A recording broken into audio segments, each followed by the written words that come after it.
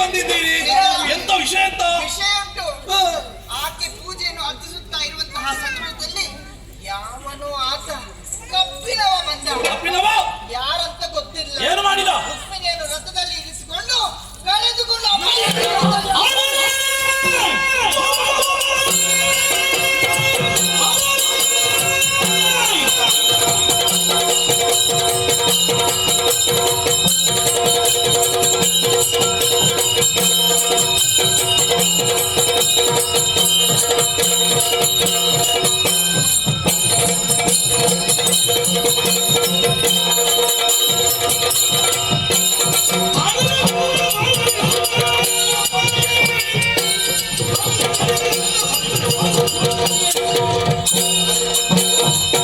ವಿಷಯ ನೀವೆಲ್ಲ ಕಣ್ಣಾರೆ ಕೇಳಿದ್ರಲ್ಲ. ತಂಗಿಯನ್ನು ಮಸಿವರ್ಣ ಅಪಹರಿಸಿದ್ದಾನಂತೆ. ಏನು ಮಾಡುವುದು ಏನು ಮಾಡುವುದು?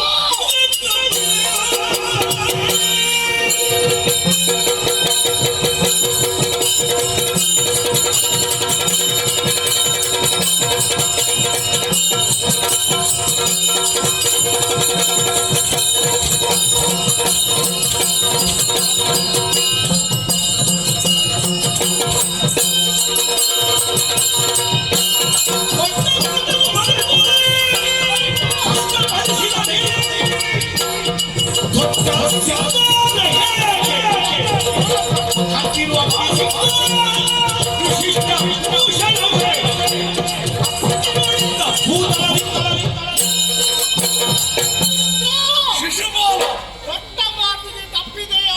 ನಾನು ತಪ್ಪಿದ್ದಲ್ಲ, ಅವಳು ಓಡಿ ಹೋದದ್ದು. ವಾಸಿಂಗವನ್ನು ಕಟ್ಟಿಕೊಂಡು ಬರ್ಬೇಕೆಂಬುದಾಗಿ ಹೇಳಿದೆಯಾ? ವಾಸಿಂಗ ಮದುವೆಗೆ ಬೇಕಾಗಿ ಕಟ್ಟಿಕೊಂಡು ಬರ್ಲಿಕ್ಕೆ ಇದು ನನ್ನ ಧರ್ಮಕ್ಕ. ಯಾಕೆ ನೀನು ಹಾಗೆಲ್ಲ ಹೇಳುವುದು? ನಿನ್ನ ಮುಖಕ್ಕೆ ಬಿಸಾಡಿದ್ದೇನೆ. ವಾಸಿಂಗವನ್ನು ಬಿಸಾಡಬೇಡ. ಮದುವೆ ಆಗ್ಲಿಕ್ಕುಂಟು ನಾಳೆ. ಹುಡುಗಿಯನ್ನು ಕರ್ತಲ್ವಾ? ಯೋಚನೆ ಮಾಡಬೇಡ. ಏನು? ಓಡಿ ಹೋದಂತ ಹೆಣ್ಣನ್ನು ಶಿಶುಪಾಲ ಮದುವೆ ಆಗಿದ್ದಾನೆ ಪಾಪವಾದ ಬಂದರು ಚಿತ್ತ ಇಲ್ಲ. ಅವನನ್ನು ಎದುರಿಸಲಿ.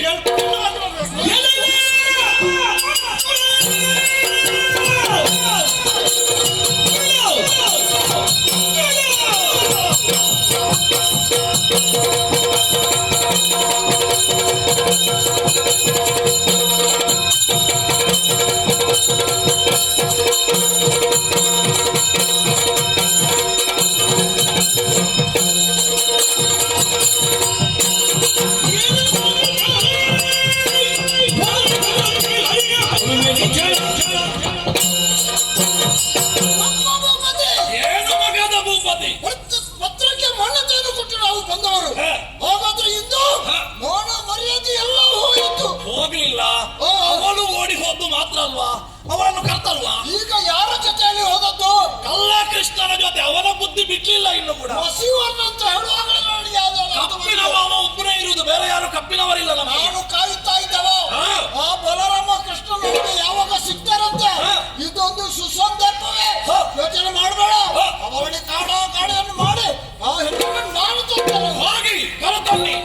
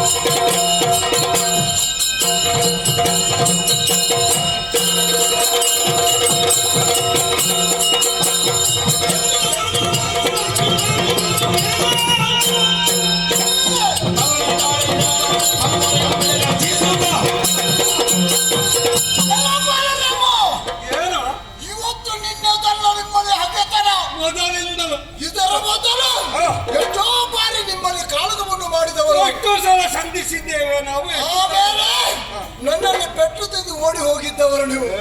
ಆದ್ದರಿಂದ ನಾನು ಕಾಯುತ್ತಾ ಇದ್ದವ ಯಾವಾಗ ನನ್ನ ಕೈಗೆ ಸಿಗ್ತಾನಂತ. ಇವತ್ತು ಸಿಕ್ಕಿದ್ದೇನೇನು. ಉಪ್ಪನ ತಂಗಿಯನ್ನು ತಮ್ಮ ಏನು ಮಾಡಿದ್ದಾನೆ, ಕದ್ದುಕೊಂಡು ಹೋಗಿದ್ದಾನ. ಬಿಡಲಾರೆ. ಮೊದಲಾಗಿ ನಿಮ್ಮನ್ನು ಮಾಡಿ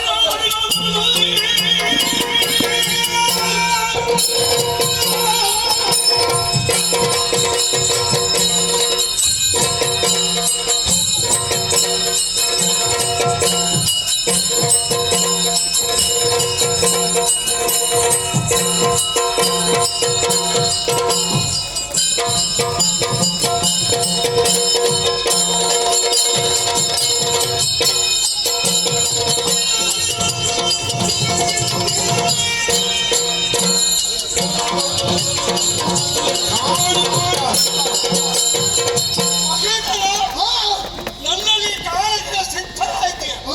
ಮೊದಲು ಎತ್ತಿದ್ದವಳು ನೀನಲ್ವ?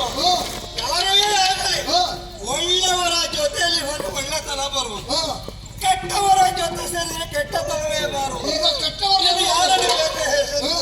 ಆ ಶಿಶುಪಾಲನ ಸೇರಿದ್ವಿ. ಹೌದು. ಒಳ್ಳೆಯವನು ಅವರು.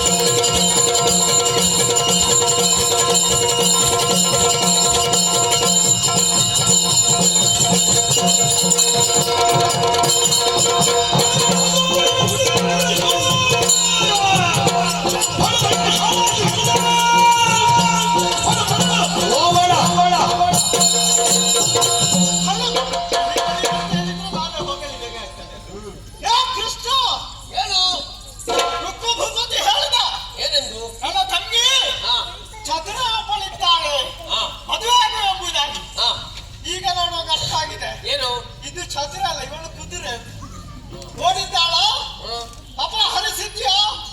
ಯಾರು? ಅವರಿಗೆ ನಿಶ್ಚಯವಾದಂತ ಹೆಣ್ಣನ್ನು ನಾವು ಆಸೆ ಒಂದು ಮದುವೆ ಆಗ್ತದೆ ಅದನ್ನು ತಪ್ಪಿಸಿ ಬಿಟ್ಟಿಯಲ್ಲ. ಮದುವೆ ಆದೆಯಾ? ತೊಂದರೆ ಇಲ್ಲ, ನಮಗೆ ಆಗ್ತದೆ. ಅವಳಲ್ಲಿ ಬಿಟ್ಟು ಬಿಡು, ಇಲ್ಲದಿದ್ರೆ ಕಣ್ಣು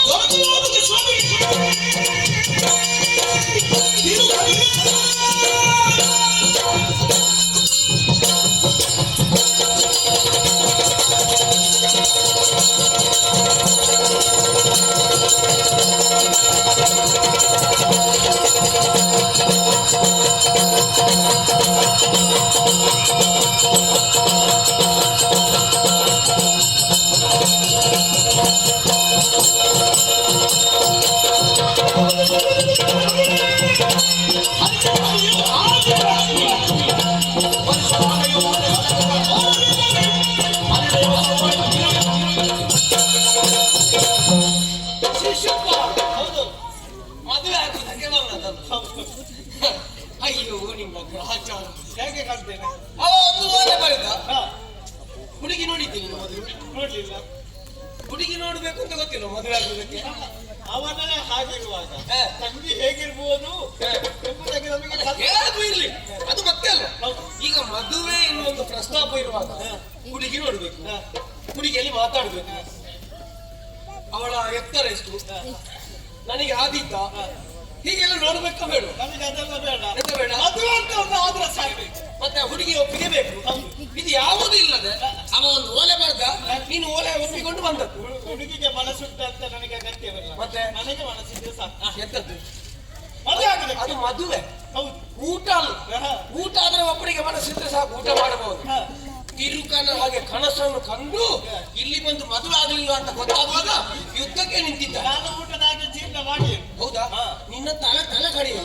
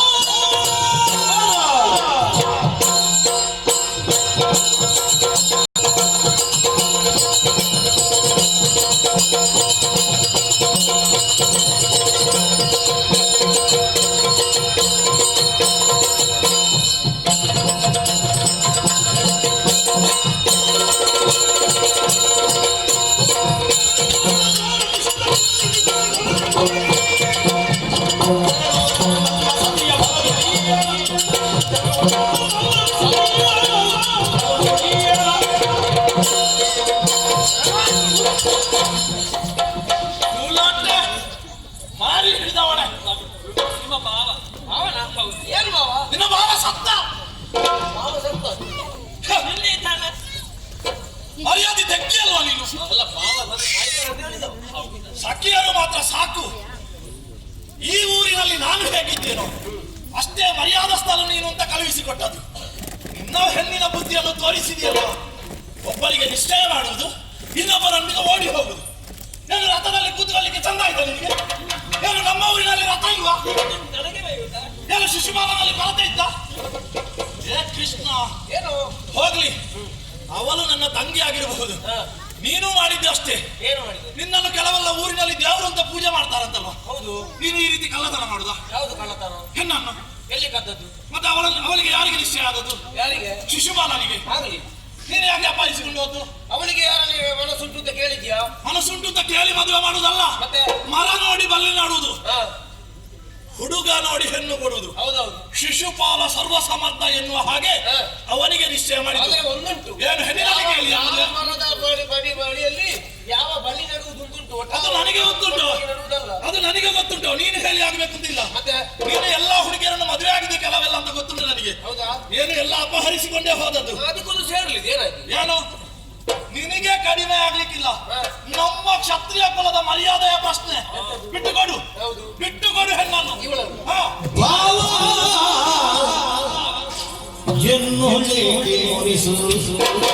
ಯಾಕೆ ಮಾವ?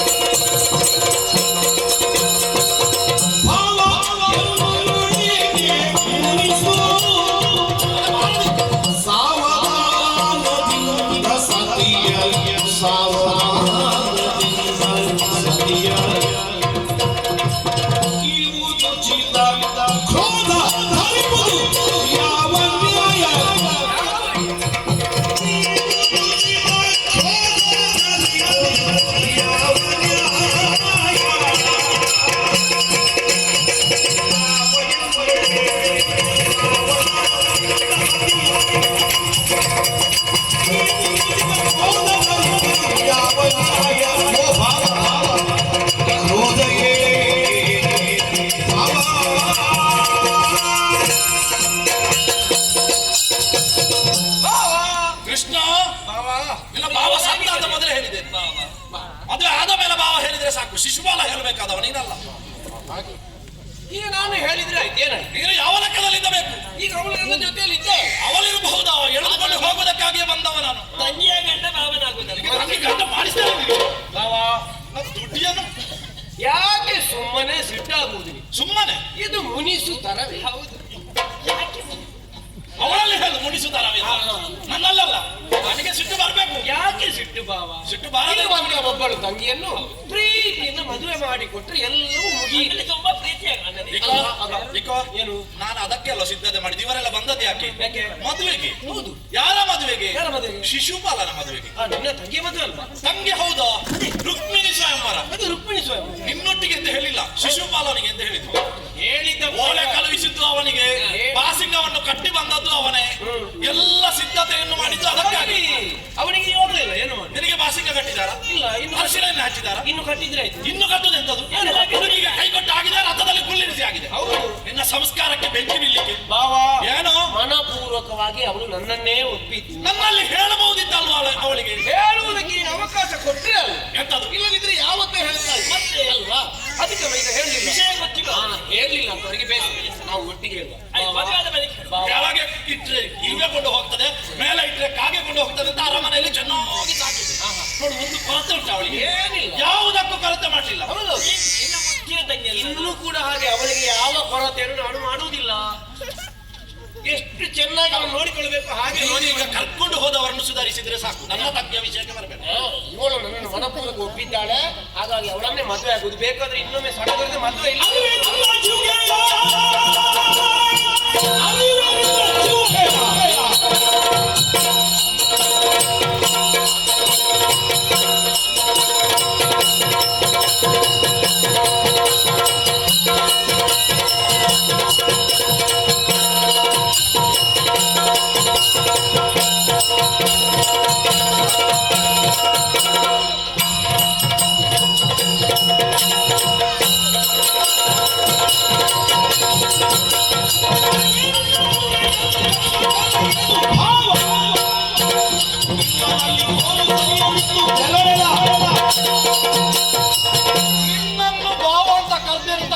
ವಿಧದಲ್ಲಿಯೂ ಯೋಚನೆ ಮಾಡಬೇಡ. ನೀನಾಗಿ ಹೆಣ್ಣನ್ನು ಬಿಟ್ಟುಕೊಡು. ಬೇಡ, ತಂಗಿಯ ಗಂಡ ಅಂತ ಹೇಳಿದ್ರೆ ಸಾಕು. ಹೇಳುವಂತಹ ಸಮಯ ಬರುವಾಗ ಹೇಳಿಯೇನು. ನೀನಾಗಿ ಹೆಣ್ಣನ್ನು ಬಿಟ್ಟುಕೊಡು. ಅಲ್ಲ ಅಂತ ಇದ್ದರೆ ಅವರಿಗೆ ಸಿಗದ ಅವಕಾಶ ನನಗೆ ಸಿಗ್ತದೆ. ಇದೋ ಕರವಾಲ ಶಿರಚ್ಛೇದನ ಮಾಡಿ ಎಳೆದುಕೊಂಡು ಹೋಗ್ತೇನೆ.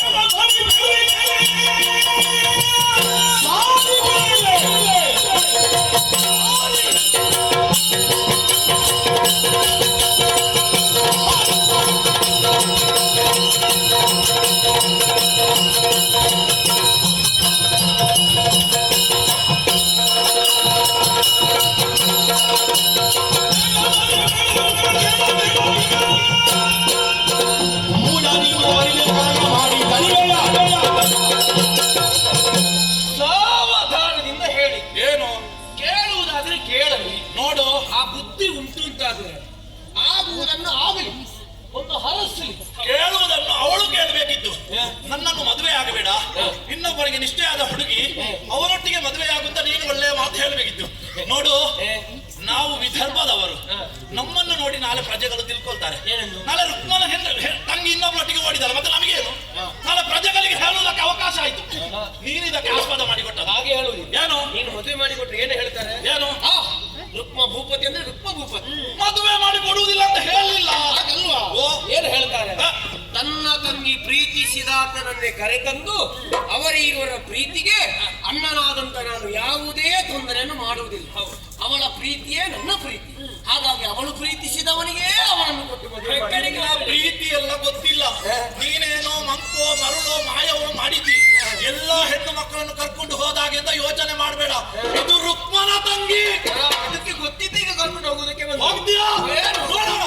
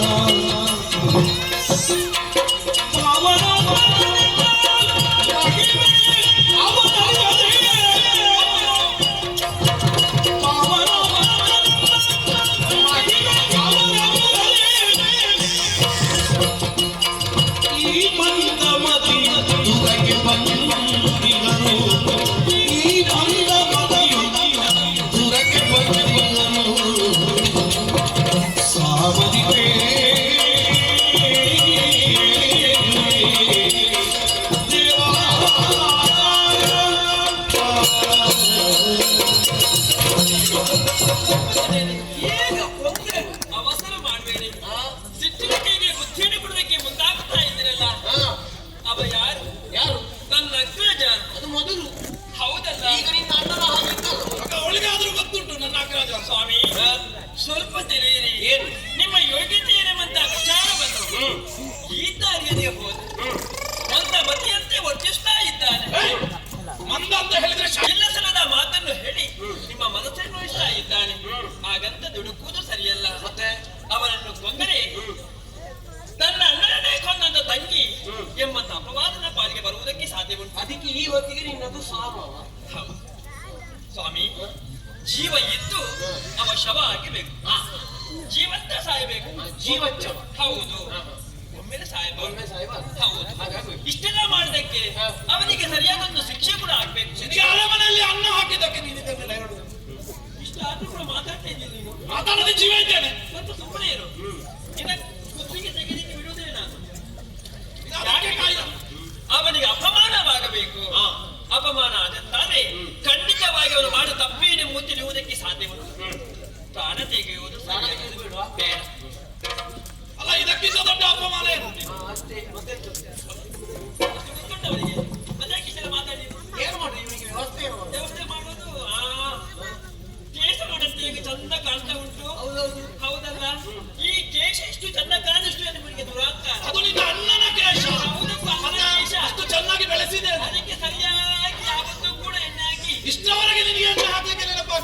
ನೋಡ್ತಾ ಇದ್ದೆ. ಈಗ ನೆನಪಾಗ್ತಾ ಈಗ ನಿನ್ನ ಕೇಶವನ್ನು ಕಂಡಾಗ ಸ್ವಾಮಿ ಇವನ ಕೇಶವನ್ನು 3 ಪಟ್ಟು ಓಡಿಸಬೇಕು.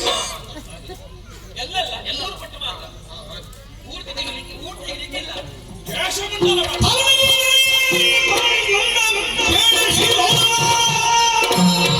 ಕಿರು ನಗೆಯ ಸೂಸುತ್ತ ಮರದಿ ಮರ್ಮನ ಶಿಗೆಯ ಶರಣ ಕರ್ಕನ ಕನ್ನಡಿಸಿ ಎಡಗುಡಿ ಹಳ್ಳಿಯ ತಂದು ಗುಡಿಯ ಬಳಿಗೆ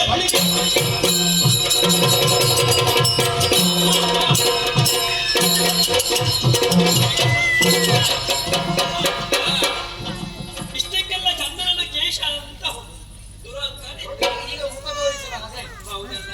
ಈಗ ಹೆಚ್ಚಿಕೊಳ್ಳೋ ಸ್ಥಿತಿ ಬಂತು. ಈಗ ಬದುಕಿದ್ದಾನೆ, ಬದುಕಿದ್ದು ಸತ್ತಾಗೆ. ನಿಮ್ಮನ್ನು ಬಿಡ್ತೇನಂತ ಯೋಚನೆ ಮಾಡಿದ್ರ ಏನು ಏನು ಮಾಡ್ತೇನೆ